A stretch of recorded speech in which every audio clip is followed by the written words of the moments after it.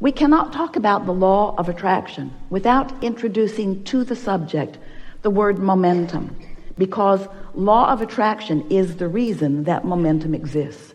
When you give your attention to something for as little as 17 seconds, at that 17-second point, there is a momentum that is discernible as another thought like it joins it, and so forth. So the more you focus, the more momentum. But the most important thing to understand about the way momentum works is that when you are sleeping, you have a reprieve of the momentum. In other words, your beliefs are in suspension while you sleep, which means the momentum of them, the law of attraction momentum of them, is slow to non-existent depending upon how well you are sleeping. So what that means is when you awaken in the morning, you have the opportunity to reestablish, if you want to, a vibrational starting point that law of attraction will begin to respond to right away. Now, usually when you wake up in the morning, you remember what you were thinking about yesterday, or more important, you achieve the emotional feeling place of what you were feeling yesterday. It's like, oh yeah, I remember I'm not happy. Or, oh yeah, I remember I'm lonely. I'm lonely now. Or, oh yeah, I remember I'm confused. But what we want you to realize is that you don't have to be the same lonely today that you were yesterday, because that night's sleep changed the momentum. But when you wake up in the morning and you deliberately, and you do, call those same people, talk about those same things, focus in the same ways, you reactivate your vibration much as it was before. But you do not have to do that. And that is the most important thing. We want you to realize that you are at a new starting point in every moment. But it is unlikely for you to begin to think all new thoughts when you wake up. Some of you have suggested a lobotomy. We don't recommend it, because there are many things that you believe that are serving you really well. You just want to become a better sifter. You want to become a better discerner. You want to become better at caring about how you feel and then focusing in ways that accomplish that. If we can, in some way, offer enough words don't teach, and analogies, words don't teach, and conversation, words don't teach. We've enjoyed this interaction immensely. If we can offer enough to stimulate within you the awareness that your point of attraction is everything, because you are the center of your universe, and that you are the perceiver of it, which means you are the vibrational interpreter of it. You translate your vibration into the reality that you are living, into what you are seeing and hearing and smelling and tasting and touching. If we can convince you that since all those things are true, that the only thing that matters to you is how you feel. If you can leave this room with a new determination within you that you now, more than ever before, care about how you feel and mean to do something about soothing yourself. Esther was on an airplane last week going from Boston back to San Antonio. And there was a beautiful family sitting in front of her, a mother and a child about 6 years old, and two little twin boys who were about 2, maybe, if even. They were walking, sort of kind of talking. And they were all strapped into their 4 seats. And Esther was sitting right behind the mother. And when the airplane took off, one of the little boys across the aisle from his mother was terrified. It was probably his first flight, and the roar of the engine, the sound of the machine, the feeling of it on the runway, he was hysterical. And he wasn't spoiled, he was hysterical. He was frightened. It was a new experience, and the power of the airplane scared him. His mother and the flight attendants looking right at his mother like, do not get out of your seat. Do not get out of your seat. And Esther is thinking, if I were that mother, I would be out of my seat now. So the airplane got in the air, and once it was stable, long after Esther thought it was stable, the flight attendant gave her the knowing nod, like, now that your child is out of oxygen. So now, Mother moved over into his seat and held him tight in her arms, just tight in her arms, kissing the back of his head and holding him tight in her arms. And gradually he settled down back into his knowing that all was well. And Esther watched that, and she said to her friend sitting next to her, I want to do that with everyone on the planet. I want them to sit on my lap, and I want to hold them in my arms, and I want to say, it's okay. It's okay. Everything's okay. Everything's okay. Everything's okay. She wants to do it to herself. She wants to soothe herself into a point of attraction that allows her what she wants and deserves. She wants you to be soothed into a point of attraction that allows you what you want and deserve, because that is the only missing factor. How you feel. If you're terrified, if you're angry, if you're resentful, if you're depressed, if you're aggravated, if you're overwhelmed, those negative emotions are you beating up on you. It doesn't feel like that to you. It feels like somebody else is doing it. Esther was pretty mad for a minute at the flight attendant who was just doing her job. But it made Esther want, with everything that she is, to just make sure that she takes care of feeling good. In other words, someone asked us the best question that has ever been asked a few weeks ago. And the question was, Abraham, how do you get rid of doubt? And we said, you get rid of it before it starts, which was so annoying. Because when you're in the middle of it, that answer doesn't apply. How do I get rid of it before it starts when I've already got it?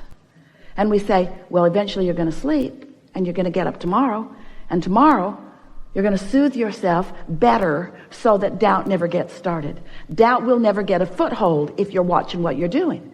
So Esther began applying that to herself. She woke up every morning with a determination that she was going to find a good feeling place and that she was going to maintain it as long as she could. The first day, she didn't even get out of bed before it was too late. The second day, it was better. The third day, she didn't make it through breakfast. In other words, it took quite a while of Esther caring more about how she felt than tending to emails, caring more about how she felt than tending to what was going on with other people. In other words, you've got to put yourself first. You've got to be so selfish. You have to care about how you feel, which means you have to tend to the self that you really are. You've got to find a way of closing that gap between who you're being right now and who you really are. And who you really are loves you so much, adores you, appreciates everything that you are, flows constantly to you, assisting you in every possible way. Last week, Esther came bouncing up the steps, and the step wasn't stable. When she stepped on it, it caved in, and her foot went between the step and the stage. Scraped up her shin. She stumbled onto the stage. It was funny. It was really funny. And Esther thought, for the life of me, I do not know how I went down. So Esther has a dear friend who sees energy. She always comes to the seminars in the city where she lives and sits in the back of the room because she not only likes to see the energy around Abraham, she liked to see the energy around Jerry when he was sitting at the table and the energy around you. She could actually see who was all lighted up. She knows who Abraham is likely to call on because she can read this energy. So after every workshop, she watches all of the live streams.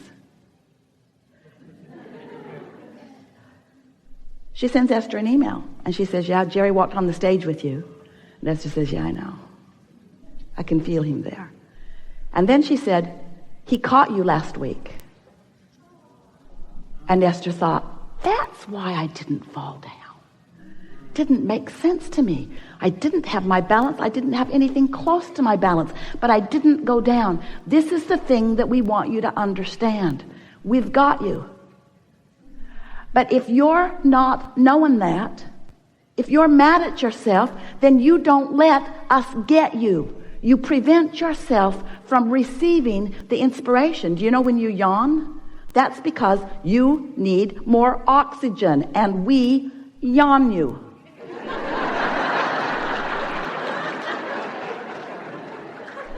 All of you are receivers, you see. How often are you in traffic and you know to do something that prevents something? How many things do you prevent that you don't even know you prevent? So many, because you're receiving constant impulses. You are so blessed. You are so tended to. We are so aware of you, and you are so in your own way so much of the time as you're complaining about this and worrying about that. Watching CNN.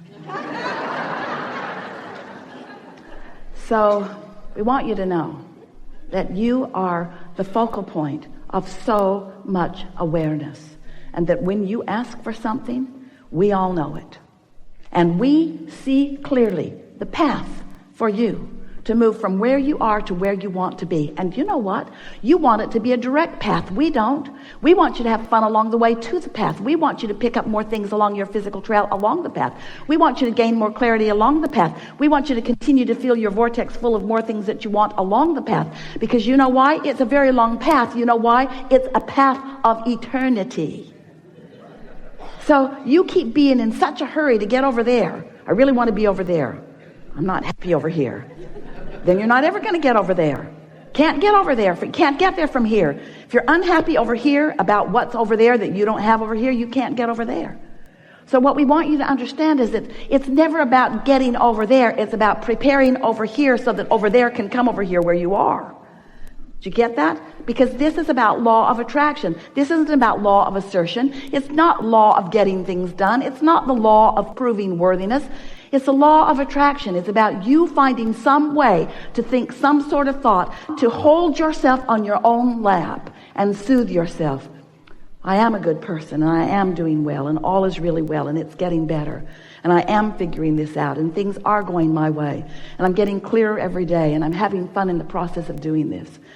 And I'm understanding the creative process, and I know that this is a universe based upon attraction, and I know about vibration, and I know what I'm doing with vibration. I'm getting better at it every day, and there's evidence every day that lets me know that. As you soothe yourself, as you do something about tending to your point of attraction, which is all that matters, because everything else is already done, you see. It's like sometimes, we'll just give you a sort of analogy. You've asked for it, and you're summoning it, but you've got your shield up, your cloaking device. You've got your umbrella up, old style. You've got your umbrella up, and everything that you want is flying to you, but you're deflecting it with your habits of thought, with your bogus, ridiculous habits of thought. Like unworthiness or unreadiness or not in the right place-ness or being mad at somebody else. So we're eager to talk with you about whatever is important to you. Nothing is off limits. You will notice a perfect unfolding in the way this all comes together. We are a collective consciousness. This combination of beings has never been before unto all of the universe. There are far, far, far more of us than the 700 or 800 of you that are in this room, and the other thousands that are around the planet watching this. There are more of us participating with you here than you have the ability to comprehend. Everyone who has ever been is interested in what's going on here today. So let's have some fun. What do you want to talk about? All right, now just be real easy about this. If we don't call on you, it's all right, because we'll get to what you want to talk about.